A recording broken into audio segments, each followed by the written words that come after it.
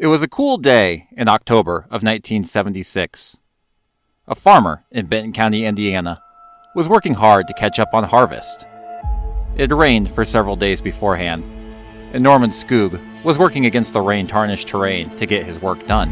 While driving his combine through the corn, he suddenly came upon a box in the middle of his path. Norman was able to stop just shy of colliding with the box. He would first work around the box, looking to get his work done, but later he would enlist some help to lift it and take it home. Whatever Norman may have expected inside the large box, it could not compare to the horror that he did find. This is Midwest Mystery Files, Episode 38, The Box Lady of Benton County.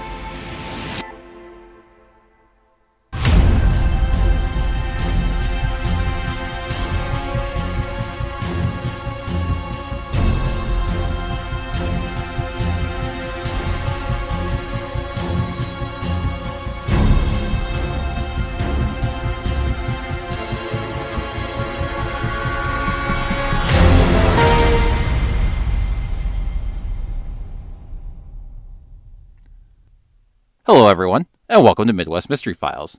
I'm your host, Jeremiah, with just a few quick things before we start. Midwest Mystery Files is a true crime podcast focused on missing and murdered cases within the Midwestern region of the United States. I can be found on all major podcast platforms, as well as on YouTube with delayed episodes. Social media and contact information will be listed at the end of the episode. If you wish to support the podcast and help fund articled and record searches, as well as get early access to episodes, ad-free episodes, and bonus episodes, I encourage you to check out my Patreon at www.patreon.com/Midwest Mystery Files. I would also like to take this moment to thank my amazing patrons, Laura and Todd. Now, without further delay, on to today's episode.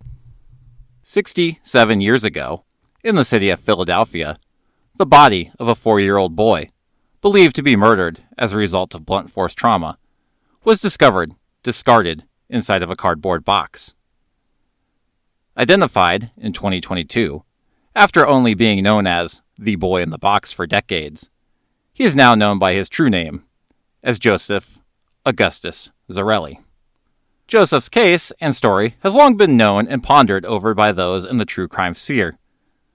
The mystery behind Joseph has been solved some, with him getting his name back, but due to the age and time past, he most likely will never see justice. Not known to quite as many, though, is another case out of the Midwest involving a doe, this time Jane. And in this case, they also suffered the indignity of being discarded in a box like she was nothing. At just shy of 50 years, Jane Doe has plenty of potential to be identified. But if her killer was much younger than her, she may also still have an opportunity for justice as well. She only needs her story to be told. October 8th, 1976, was, for all intents and purposes, a normal October day for Norman Skoog. Norman was a farmer from Benton County, Indiana. Benton County sits on the Illinois and Indiana state line, approximately an hour south of Lake Michigan and Gary, Indiana. It was harvest time for Norman, who was out working in his fields. On this particular Friday, Norman was combining in his field located just approximately 6 miles north of Otterbein, Indiana, and just a mile west of the Tippecanoe County line on Benton County Road 200 South. It was an overcast day, with highs barely hitting 60 degrees Fahrenheit. Norman was losing daylight in the later afternoon, with rain from previous days making the harvest difficult. Norman was on the move through the field when about 9 rows in and 15 yards off the road, he made an abrupt stop after almost running the combine head into a box located in the crops. When first coming upon the box, described as being 3 feet long, 2 feet wide, and 2 feet deep, Norman merely shoved it to the side to keep working. He would, however, soon return to it. Norman had noted how heavy the box was when he first moved it. Knowing that he would need help lifting the box, he quickly returned home with his combine and left again with his truck. Norman would recruit his father-in-law, Everett Dalton, to help him lift the box into the bed of his truck, reportedly telling Everett, quote, "Somebody left us a package." The two would return to the Skoog residence with the box in tow. Norman's son, 16-year-old Curtis Skoog, had taken note of the situation. He had been mowing the lawn when his father initially returned with the combine and hastily left with his truck. Norman now returned with a strange package, something that certainly caught Curtis's eye. The box, which appeared to be a shipping container, had the words "wardrobe box" stamped on it, as well as a notation, "hall closet," written by hand. Another label indicated the box was manufactured in Melrose Park, Illinois. It was secured with gray furnace tape and rope. Curtis would tell the Journal and Courier in Lafayette, Indiana in 2019, quote, "When they got back, they passed me on the lane, and I was like, man, something's off. That smell, it was something else." The smell, a foul odor of mixed scents, was wafting from the box. According to Curtis, he was the first one into the truck of the bed and he began cutting away the tape and rope. Once the box was open, the three men were met with plastic sheeting tied and taped together. Curtis noticed a broken vial of perfume in the container, one part of the putrid smell. A dark mass appeared to be contained within the plastic. Unsure of what may be inside, Norman Skoog told Curtis to step away from the box, and they would continue once the sheriff arrived. Norman would then call the Benton County Sheriff, and shortly afterwards, Sheriff Donnell Steele would arrive. According to a Journal and Courier article from October 20th, 1976, the sheriff slit the plastic sheeting, and whether it was a decaying smell or something else, he then contacted the Indiana State Police before proceeding any further. To the Skoogs and police's horror, once the tape and rope was undone and the 5 layers of plastic were removed, inside the box was the body of a deceased woman lying in a fetal position. For reasons I'm not entirely sure about, rather than call someone, police instructed Norman Skoog to deliver the box with the body inside to the local coroner, a man by the name of Harold Conzelman. Once Conzelman was able to properly inspect the body, he initially included that she was approximately 60 to 65 years old, an age which now has been extended to 55 to 65. She had sandy or light brown hair that was graying, brown eyes with heavy bags, an upturned nose with a bump below the bridge, and large ears.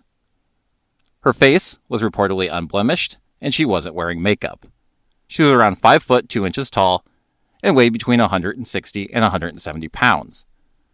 Her hands had heavy calluses, and her fingernails were cut short and ragged. Her body also bore several scars, including one that went from the sternum to stomach, around 8 inches. And there was a weak spot, or surgical drain, present in that scar. She also had large scarring on her right side, which Conzelman initially thought was firearm damage, but discovered during the autopsy it was scarring from a radical mastectomy, a procedure that involves removing the entire breast, the underarm lymph node, and chest muscles. This would mean it was likely that she had breast cancer at some point. Jane Doe was dressed in a size 22.5 double-knit green pantsuit. Her slacks and the yoke of her shirt were light green. The bodice of her top was a tan and green print. Underneath her clothing, she was wearing a size 40 pink slip from the brand Slip Perfection that had been cut off at the waist. Some online threads and blogs I've read on the case state this would be considered more of a makeshift camisole in the modern age. Lastly, she was wearing a soft, gartered girdle. Aside from her blood on the clothes, they were undamaged and clean. The cause of death was determined to have been a gunshot at close range at the base of her brain, which made a clear passage and an exit for the bullet. Because of this, a bullet was never found, but a bit of metal was still detected, and it was estimated that Jane Doe was shot by a small caliber firearm like a .22 or a .38.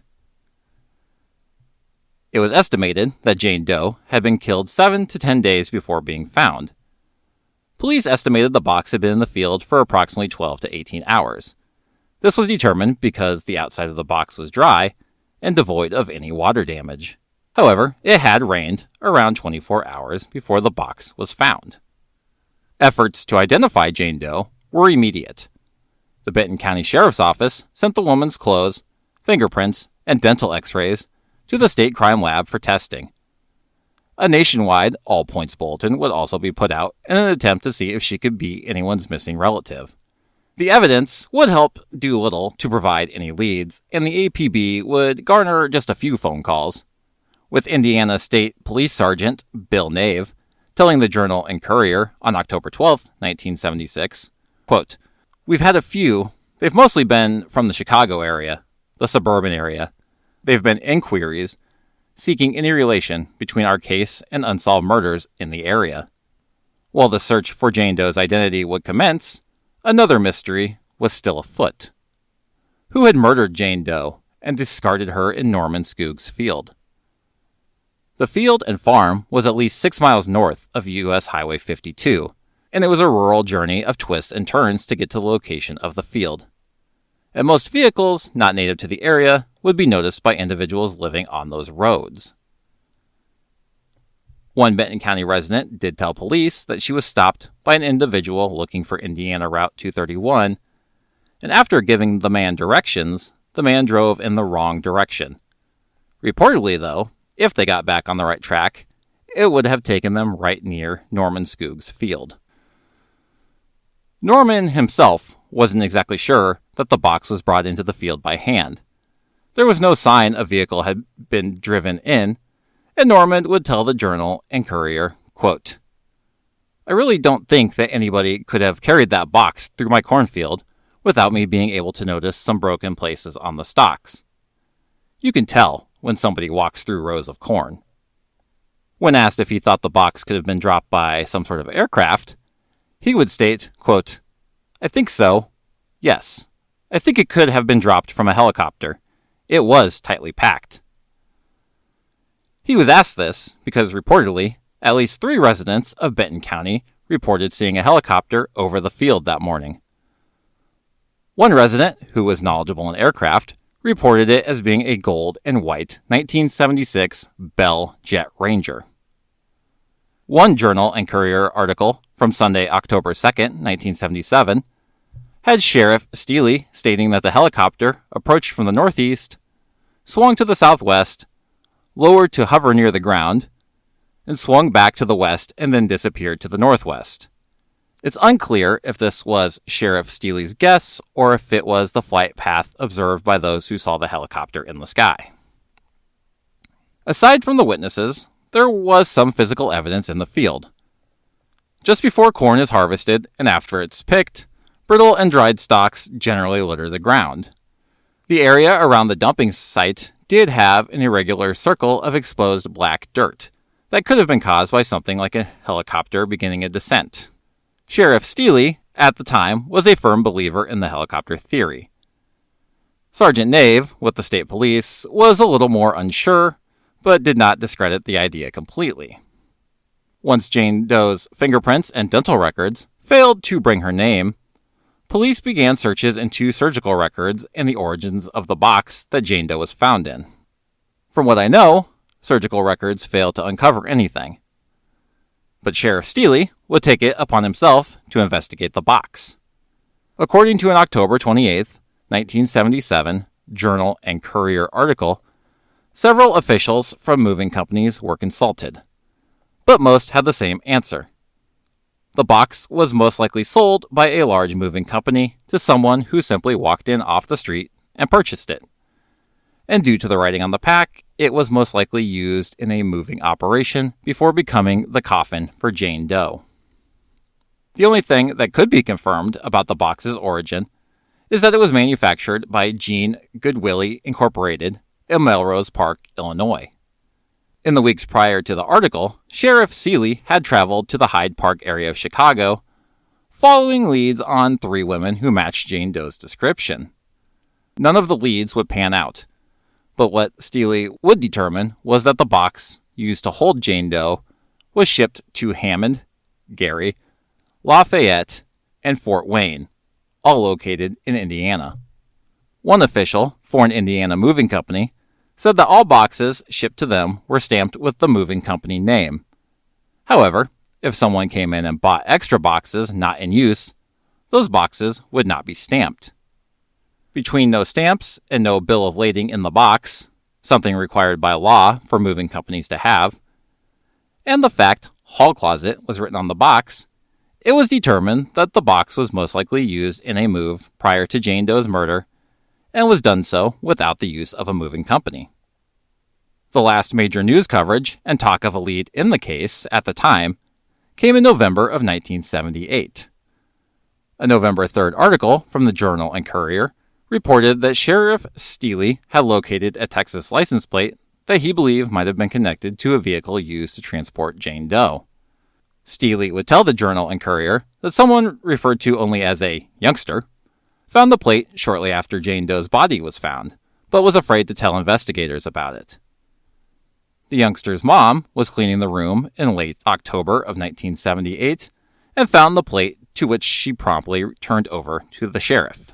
The youngster's mom was cleaning his room in late October of 1978 and found the plate, to which she promptly turned it over to the sheriff. The 1975 license plate was traced back to a Houston, Texas man whose brother had borrowed his truck to travel to Indiana. Houston police would inform Steele that the brother had told friends he was driving to Indiana about 10 days before Jane Doe was found. The brother had a lengthy record, which included a prison escape.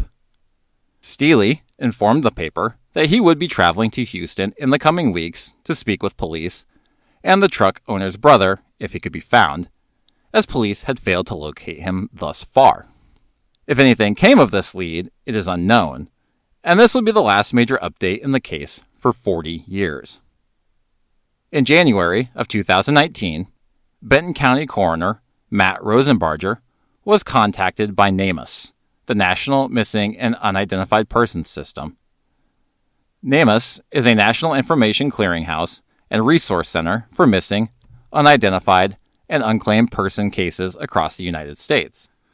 NamUs was working with a police department in Ohio who had found a copy of the October 9, 1976 Journal and Courier article with the headline, "Body Stuffed in Box Left in Benton Cornfield."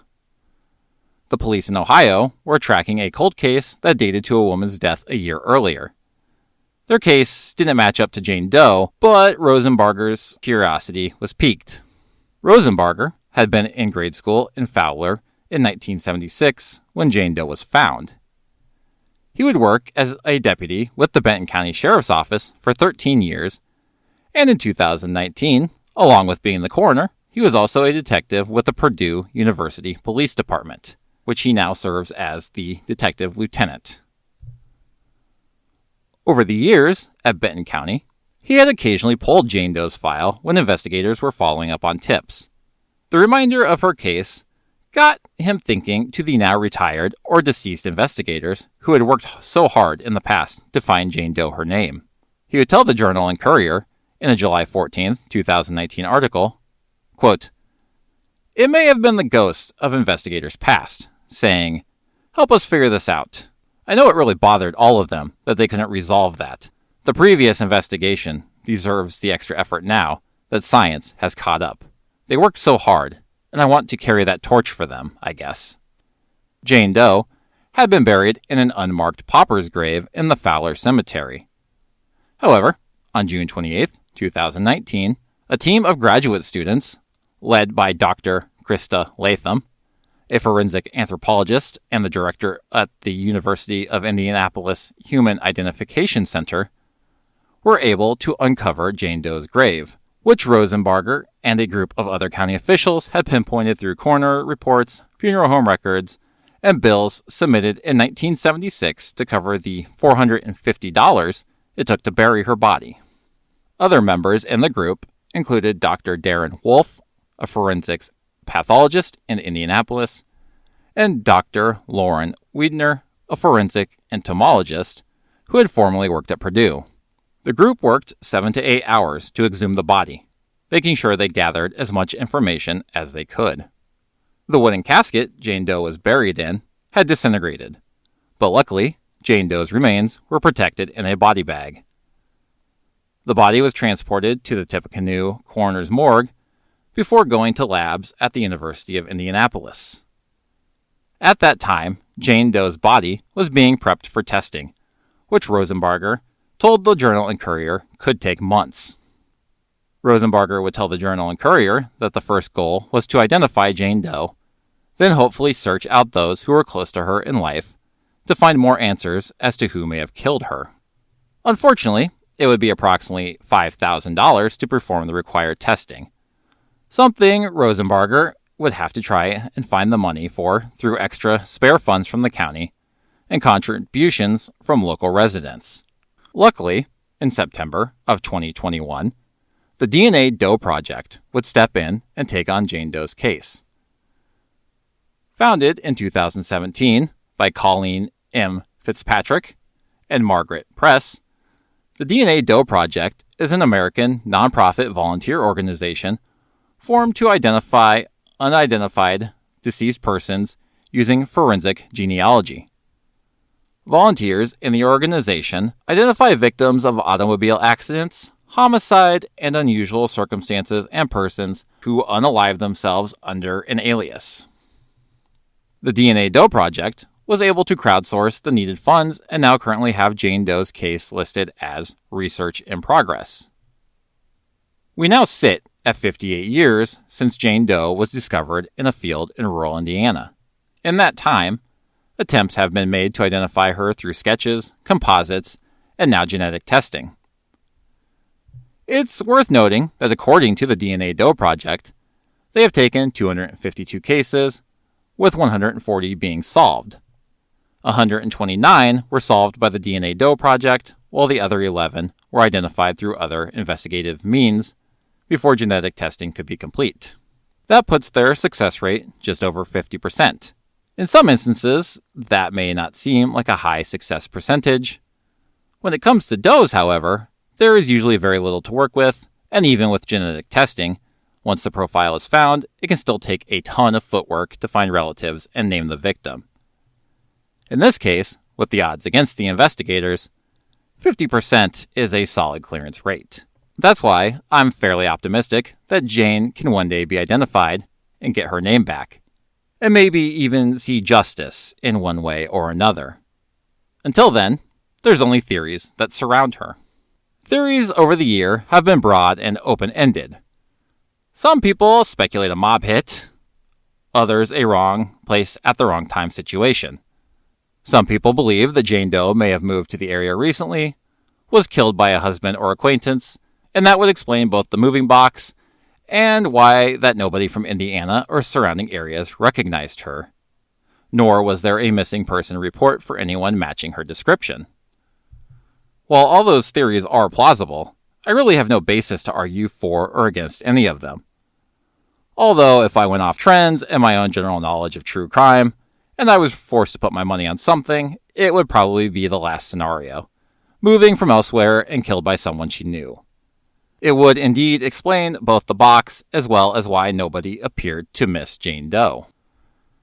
The other mystery is how exactly Jane Doe ended up in the field.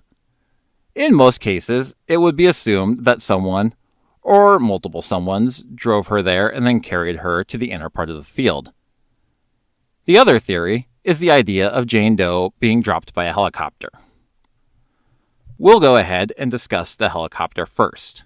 According to news reports, investigators were told that at least 3 people saw a helicopter in the air around Norman Skoog's field that morning, with one person identifying it as a 1976 white and gold Bell Ranger helicopter. Matt Rosenbarger has stated that this is a theory investigators have moved away from. However, at the time of Jane Doe's discovery, then Sheriff Donnell Steele found it to be a very likely scenario. The theory itself has most likely been moved away from because, in my opinion at least, and the helicopter is actually what probably drew me to this case first, it actually doesn't make a terrible amount of sense. Starting with the helicopter itself. In 1976, a brand new Bell Ranger cost approximately $160,000. In 2024, that would be $887,000 $631. So we would be talking someone with a lot of money. To that point, if someone of that status was looking to get rid of a body, I personally feel they would do it in a less sensational way that wouldn't bring quite as much attention. An October 1977 article from the Journal and Courier pointed out that due to her clothing and the poor state of her callous hands and ragged nails, Jane Doe most likely wasn't from higher society herself. So this would beg the question of what the relationship between murderer and victim would be. Would it be an employee and boss situation, or maybe a wrong place, wrong time situation involving someone like the mob? It's a question that would really dig at me if we knew for sure the helicopter theory was true.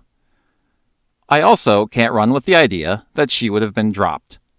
The box was said to be sturdy and in fine condition, but with that being said, think about if you've ever dropped a box full of glass dinnerware or glass bottles. I, in my clumsiness, have done both, and both times the box was undamaged, but the stuff inside was destroyed. Aside from the gunshot that took her life, and older scarring, there weren't really other signs of recent trauma. Depending on the height she may have been dropped from, the box very well could have been undamaged, but one would think there would have been signs of post-mortem damage when looked at by the coroner. This isn't to say the helicopter story didn't happen, or even that there was one in the sky that day. I just find the overall scenario hard to believe. I would be interested to know what you think, though. The only other real possibility is that she was driven and left out there. I do wonder whatever came of the man from Texas who drove his brother's truck to Indiana and lost the license plate around the very time Jane Doe was found. Aside from the article I read, he was never mentioned ever again in any reading I've done, and at the time he could not be located by authorities, so I do wonder if he was cleared or never found. I also sometimes wonder now if that was the vehicle that the Benton County resident saw who was asked for directions and then proceeded to drive the wrong way, because it would be an interesting coincidence at least.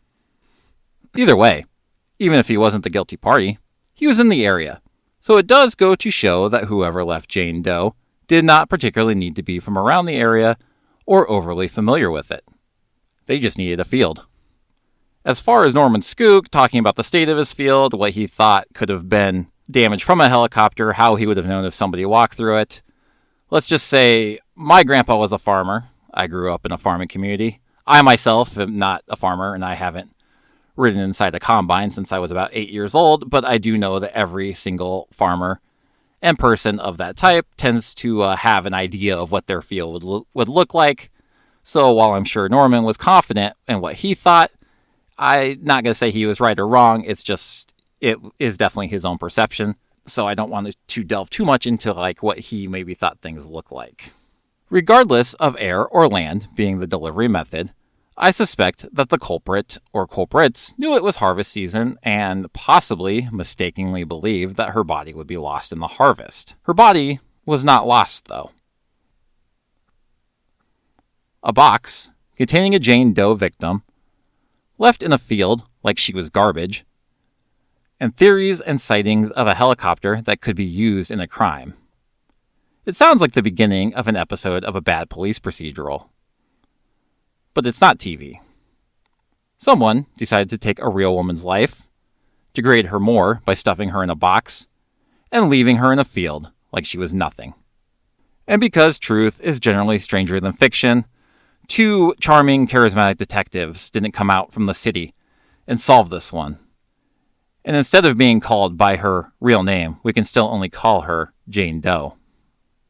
Not all hope is lost, though. There's still investigators who care, and the dedicated volunteers at the DNA Doe Project are working to give her name back.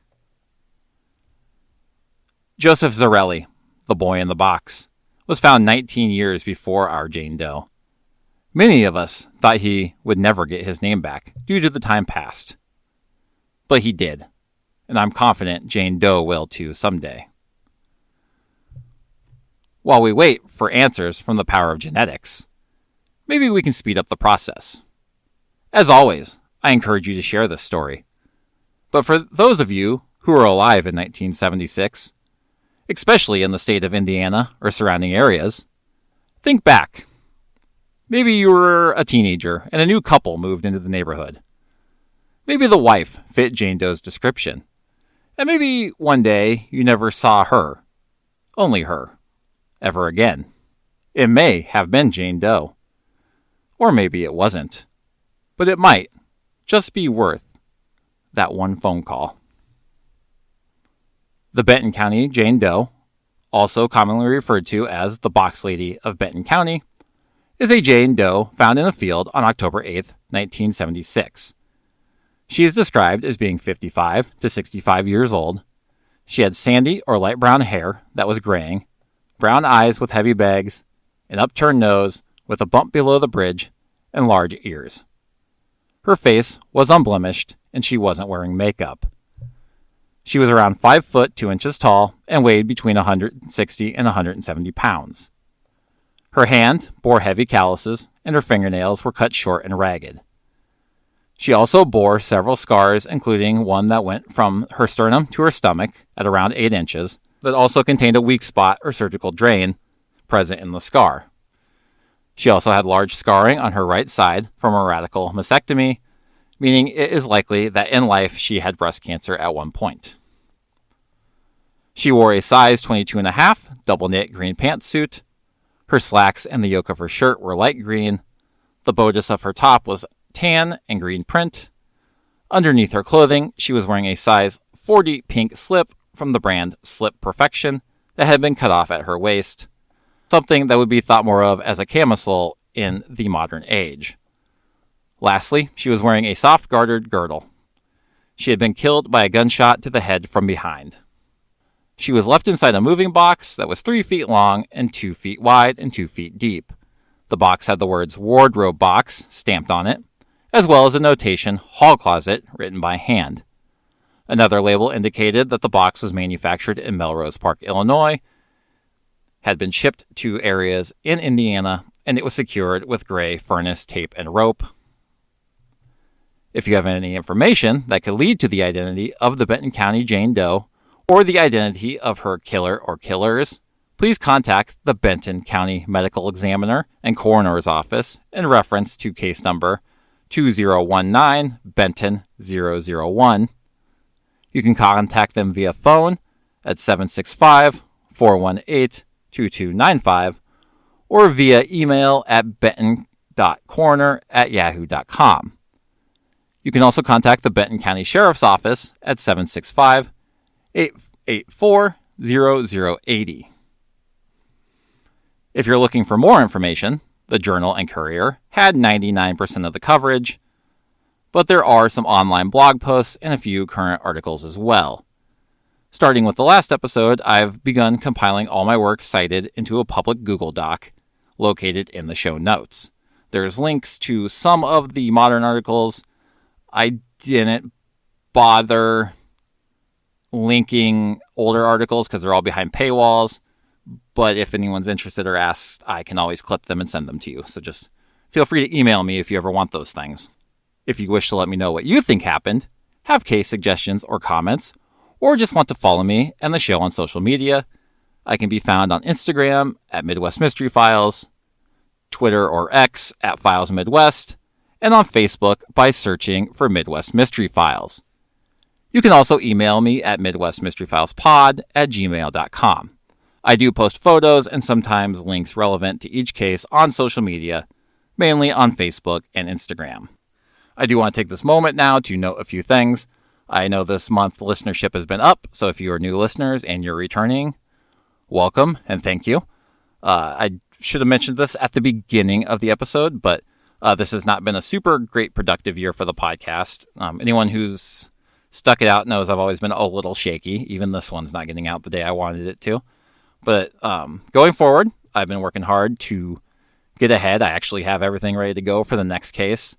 So I am a busy family man. So as I tell most people going forward, usually 3 weeks is the quickest I can get something out, depending on size, length, things like that. Also, while working hard to get my Patreon stuff done, which I also did very bad at this year. So that's just kind of how this all rolls. But once again, I want to thank any new listeners who stuck it out. I want to thank the old listeners. And you'll have to excuse me, I'm going off script, so I'm rambling a little bit. But nope, it's just very much appreciated. I put forth some extra effort to get the podcast out there this past month, and it's turned out. So I'm excited you guys are here. Hopefully you guys are excited and willing to listen to these cases and share these stories and help bring some justice. So just want to welcome everyone. Thank you for sticking it out, and thank you to the older listeners who are still here. But lastly, if you're listening on Apple Podcasts, Spotify, or Good Pods, please feel free to rate and review the show. This helps make the show more visible in searches and, more importantly, helps bring attention to the cases I cover. Thank you to all who have done so already. Take care, everyone, and I will see you all next time.